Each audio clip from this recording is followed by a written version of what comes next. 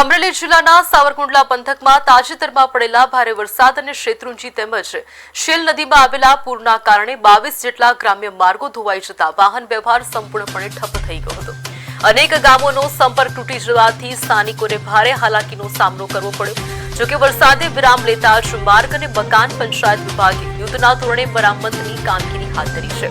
તંત્ર દ્વારા છેલ્લા 2 દિવસની સઘન કામગીરી બાદ બંધ થયેલા રસ્તાઓ પૈકી 18 માર્ગોને ફરીથી વાહન વ્યવહાર માટે ખુલ્લો કરી દેવામાં આવ્યો છે।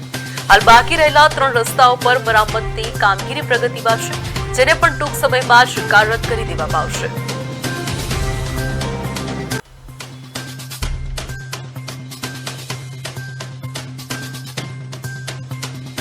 भारे वरसादने कारणे रस्ताना पाणी ओवरटॉपिंग थवाने कारणे रस्ताने साइड शोल्डर धोवायेल हता। घणी जग्याए पाइप हता एमां पाइपिंग थयेलुं हतुं तथा भारे वरसादने कारणे रेनकट पड़ी गयेला हता।